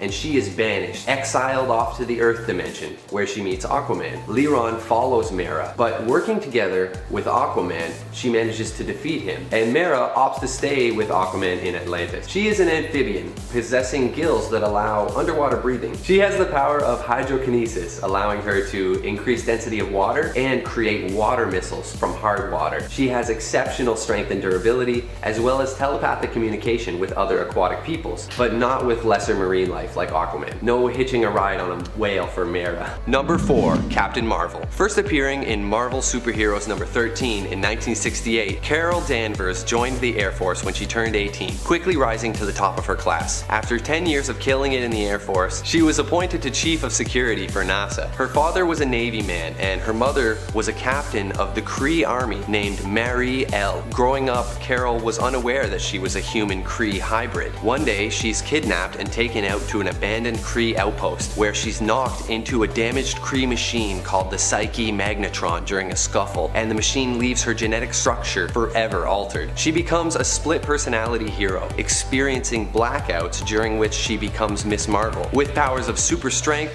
flight, and a seventh sense, giving her premonitions. The two personalities eventually are consolidated and she becomes her true self, an incredibly powerful member of Marvel's unique roster of heroes. Her powers include superhuman stamina, reflexes, energy absorption, and even self-sustenance. She also has a healing factor that would put Wolverine to shame. She basically doesn't age and is seemingly immortal. Number 3. Starfire. Starfire comes from the planet Tamaran in the Vega system, where golden-skinned humanoids make up a passionate society driven more by emotion than by reason. Starfire, aka Princess Coriander, had an older sister that was the first in the line of succession, but this sister had a childhood illness that affected her abilities. She became known as Blackfire, and she fled her home after being denied her birthright, aligning herself with a fascist empire known as the Citadel. The Citadel returns and enslaves the homeworld, and eventually Starfire is forced to flee and finds her way to Earth, where she later joins the Teen Titans. Starfire can channel and project energy in the form of star bolts, and when using her abilities in full force, her eyes glow and her fiery hair appears to glow and flicker. She is super powerful, with a unique physiology allowing her to survive even in the cold vacuum of space. She can fly, absorb energy, self-sustain, and assimilate languages through touch. Number 2. Scarlet Witch. First appearing in X-Men number 4 in 1964, Wanda Maximoff was kidnapped as a child and experimented on. She once accidentally set a village on fire with her powers and was attacked by the angry villagers, one of whom called her a Scarlet Witch, and the name stuck. She was rescued from this situation by Magneto and recruited into his brotherhood of evil mutants. Destined to become a hero, she disagreed with Magneto's plan to kill the X-Men and eventually became an Avenger alongside Captain America and Hawkeye. She has the uncanny ability to generate hex bolts or hex spheres, manipulating energy fields to cause anything from momentum changes, molecular destabilization, force fields, or just deflecting attacks. Her hexes are especially useful in causing negative effects in the form of bad luck. Other powers include flight, teleportation, and powerful energy blasts. It's been said that Wanda is the nexus being of the Marvel Prime Universe, and it's that type of larger-than-life history that puts her near the top of this list. Okay, Nerd Squad, before we reveal our pick for number 1, take a second to smash that like button.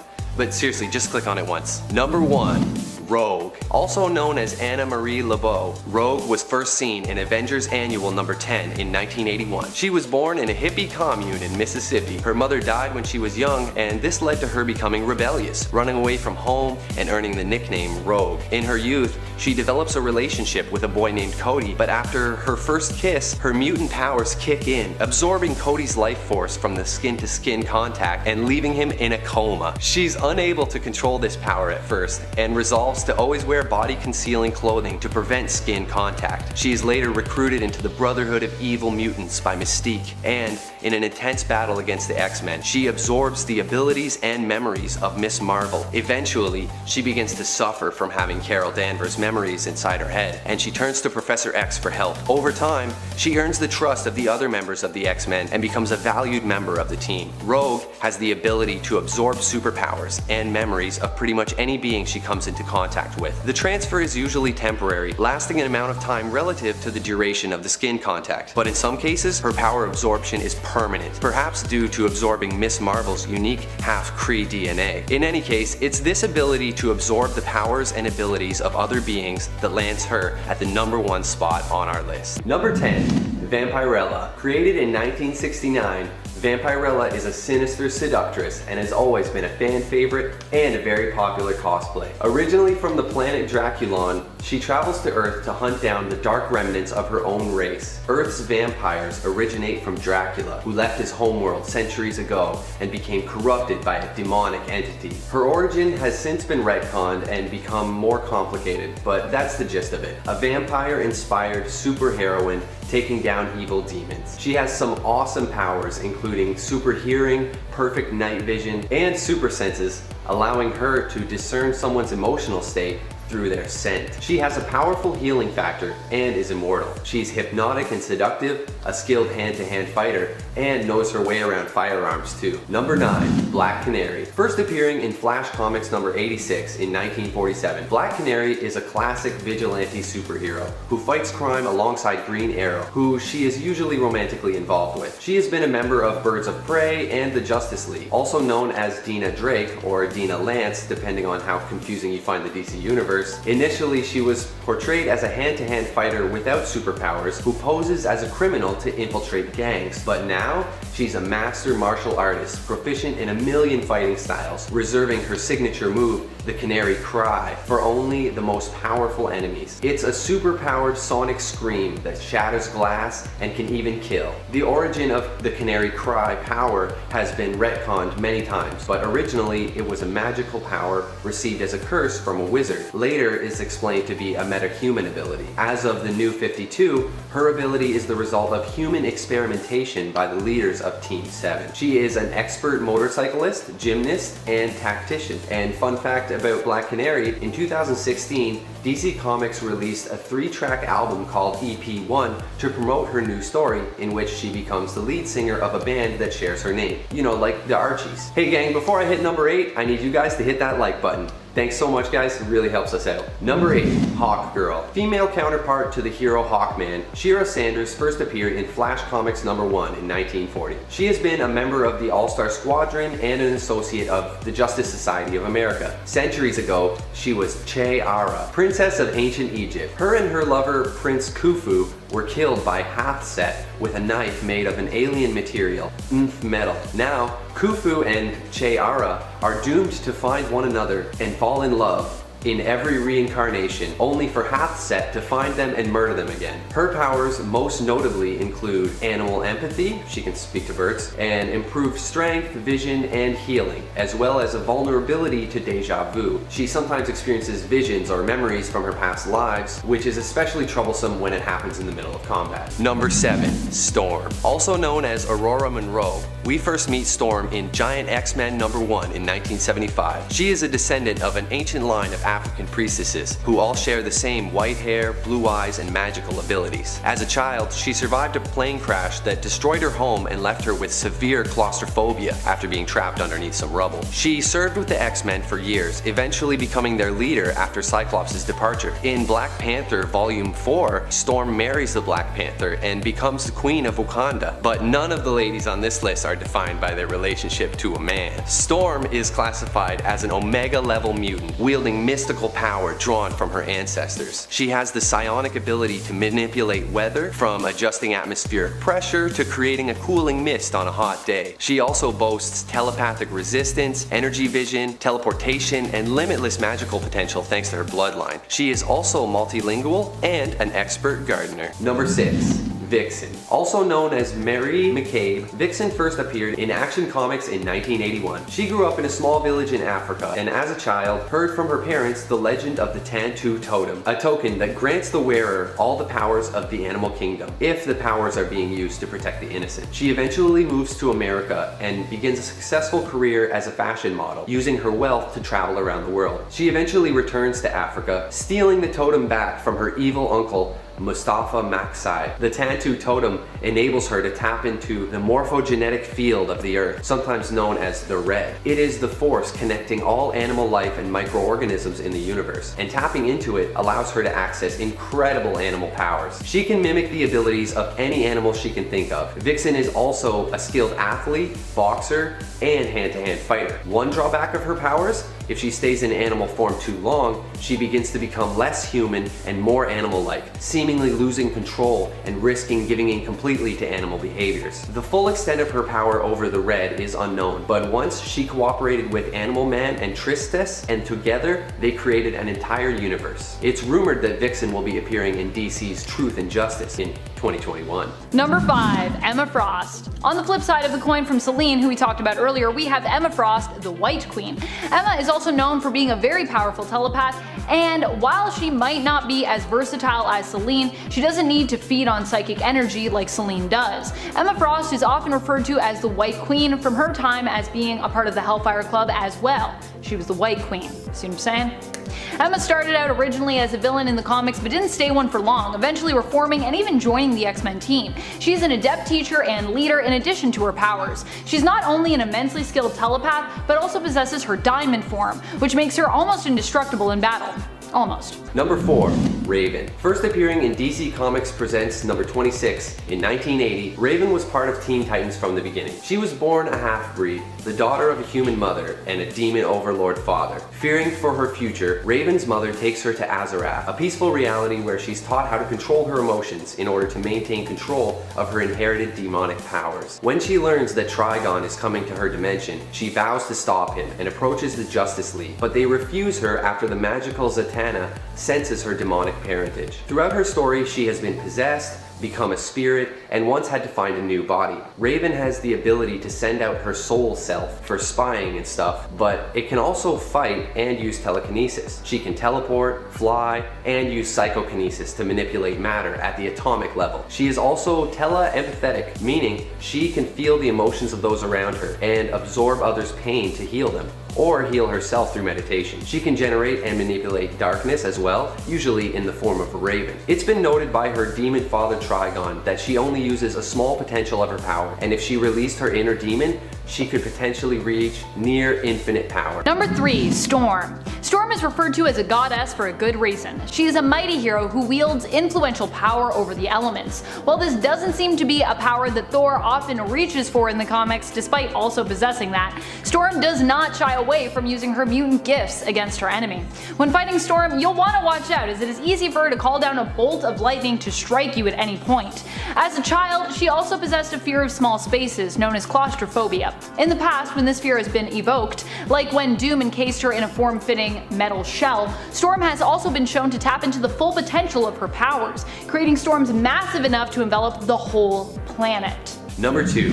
Miss Martian. Also known as Megan Morse, she first appeared in Teen Titans Volume 3 in 2006. In the DC universe, there are two versions of Martians: green-skinned peaceful philosophers and white-skinned vicious warriors. The story is, Megan's parents sent her on a rocket to the Vega system, home of the Citadel, to escape from the Martian Civil War. But secretly, she is actually a white Martian, captured by the US government. The exact details of her origin are debatable, but she did have a brief stint with the Teen Titans, not staying for very long. Similar to the Kryptonians, Martians have a different physiology and unique abilities. Miss Martian has a whole host of powers at her disposal, including telepathy, mind control, and telekinesis. She has a variety of visions, including X-ray, infrared, and microscopic. She has the usual super strength, super speed, can phase through walls, and even turn invisible. She has a regenerative healing factor and could potentially regenerate an entire body from one severed limb. And now, number 1, Zatanna. First appearing in Hawkman number 4 in 1964, Zatanna is an incredibly powerful member of the mystical Homo Magi, a subspecies of magic-wielding humans. The daughter of a famous magician, she grew up in a small house in New York, near the infamous Arkham Asylum. She became a successful illusionist before discovering her true powers while searching for her missing father. She meets quite a few heroes on this journey and returns to her career on the stage, occasionally assisting people in need with her powers. Zatanna has such a ridiculously comprehensive list of powers, there's no way I could list them all, but check this out.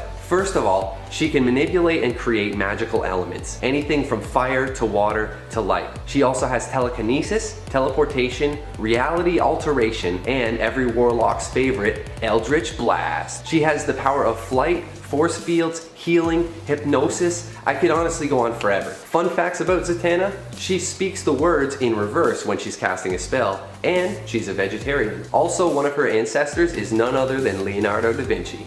Number 10, Dust. To me, Dust is almost the physical embodiment of the Thanos snap, you know? Anyway, Sora Kadir, aka Dust, is a mutant whose abilities allow her to transform her body into, well, dust. She was born in Afghanistan and was sold into slavery. She displayed her powers when a slave trader tried to remove her kneecap, and she flayed him alive. Yes, she flayed him alive. Once the X-Men got knowledge of Soraya and her abilities, they went looking for her and brought her back to the academy. Since Dust is a sand morph, she is able to reform her body into a humanoid or some sort of sand form. In this form, she's most resistant to injury and she's difficult to detect telepathically. In this sandstorm form, she's able to hurt her enemies by scouring the flesh from their bones, as well as being able to enter their lungs, hurting their opponents from the inside. Number 9. Kitty Pryde. Kitty Pryde's powers are some of the most useful ones around. She can phase through almost anything and as such can travel into some of the most secure locations in the world without any trouble. Not only that, but she can use her phasing abilities in a fight to become completely untouchable, phasing through her opponents or even making her opponents phase momentarily, only to become solid once again with something now lodged inside them.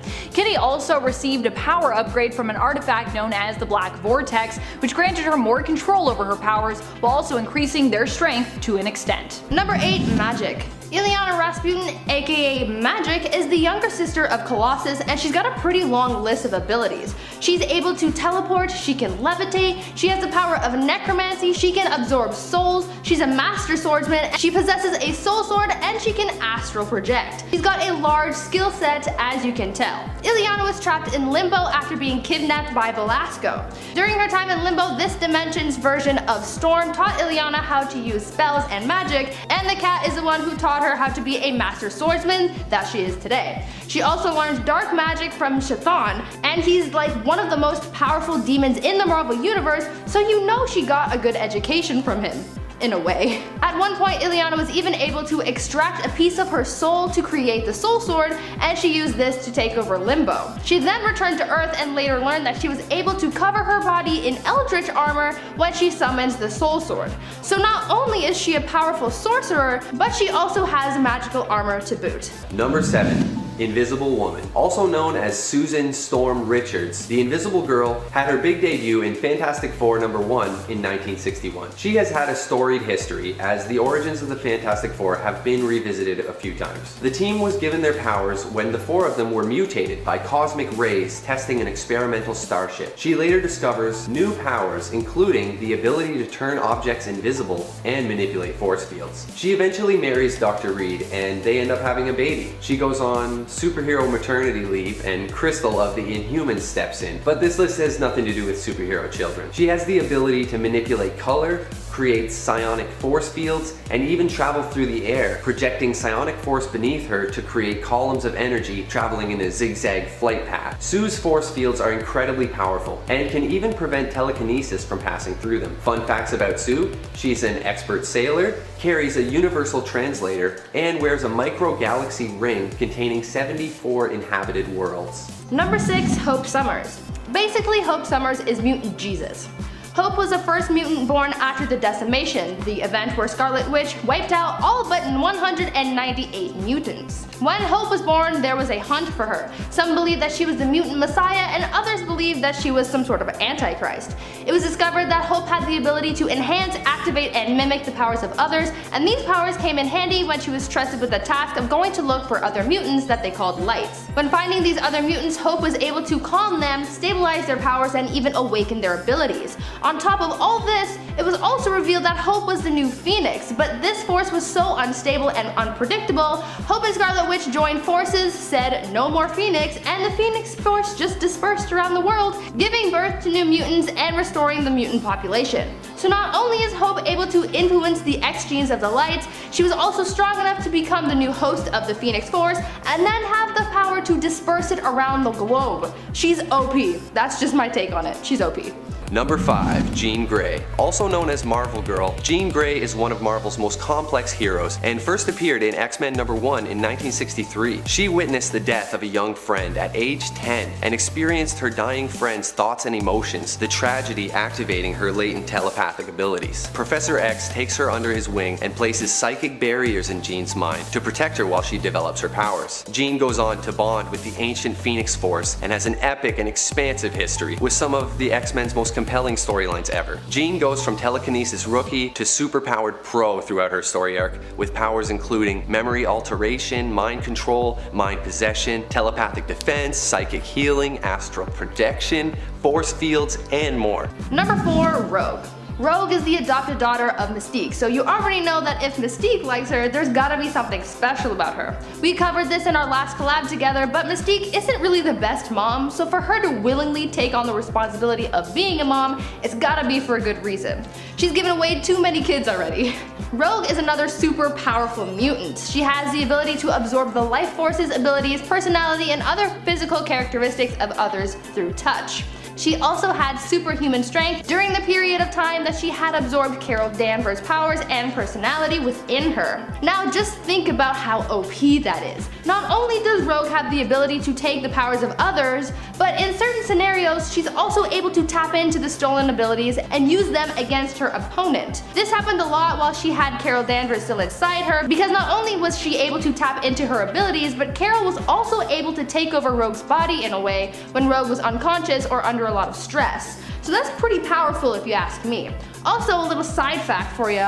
Mystique would have actually been Rogue's biological mom if the character's creator Chris Claremont hadn't left Marvel in 1991. So there you go. Number 3, Supergirl. Supergirl first appeared in Action Comics number 252 in 1959 and is known on Krypton as Kara Zor-El. She was sent to Earth by her father to save her life, like Superman. In the beginning, her arrival is confusing for Superman, who can't believe his eyes when he first sees a woman flying. She is, however, one of the most powerful heroes in the world and has been a member of the Justice League and the Red Lantern Corps. Supergirl is host to some epic larger-than-life storylines and has always been a fan favorite. Her powers include enhanced vision, including infrared, microscopic, and X-ray vision, invulnerability, and all the usual superhuman stuff, and some extras including flight, sound manipulation, force fields, and genius level intellect. It's been said that she sometimes seems more powerful than the Man of Steel himself. Number 2, Rachel Summers. One of the most powerful and often underrated mutants of all is Rachel Summers. Rachel is the daughter of Scott Summers and Jean Grey from an alternate timeline. She was born with a small part of the Phoenix within her. Instead of her mother perishing after the X-Men's clash with the Shi'ar, Jean lived and married Scott. Together they had Rachel, and because this version of Jean was still bonded with the Phoenix Force at the time, a part of the cosmic entity lives on in Rachel. Aside from her connection to the Phoenix Force, which grants her awesome powers, enhancing both her telekinetic and telepathic powers as well, Rachel also possesses the ability of time manipulation. Her time manipulation powers are complex and can be useful in a variety of ways, such as when we see her use them in 2020's X Factor in issue 1 to chrono-skip through the time of an object belonging to Northstar's sister, Aurora, in order to track her down and investigate her death. Number 1, Jean Grey. Jean Grey is probably one of the most, or even the most powerful mutants, simply because of her ability to control the Phoenix Force. Going from being X-Men's weakest member to being its strongest, Marvel Girl died, and like a phoenix was reborn as well, Phoenix. In the Uncanny X-Men issues 101 to 108, also known as the Phoenix Saga, we watched as Jean became the powerful mutant Phoenix, and then in Uncanny X-Men 129 to 138, we saw her evolve into Dark Phoenix. The Phoenix Force is the sum of all life in the universe, and it takes hosts through time, so this thing is already pretty damn powerful. But things get cranked up a few notches when Phoenix is corrupted by evil, taking on the new Dark Phoenix persona. In this state, she consumes a star and 5 billion people on a nearby planet. Now if that doesn't scream all-powerful being, then I don't know, man. Ultimately, Jean's personality buried way down there manages to take control, and the Phoenix ends up dying by. Again, even when she's not technically the all-powerful Phoenix, Jean's personality was strong enough to sort of take down the Phoenix from the inside. Also, after her death, she was in the white-hot room. Death told Jean that because her spirit was most closely carved from the Phoenix, that she was destined to take on the Phoenix Force. Obviously, it takes a very strong person to be considered a perfect fit for the Phoenix.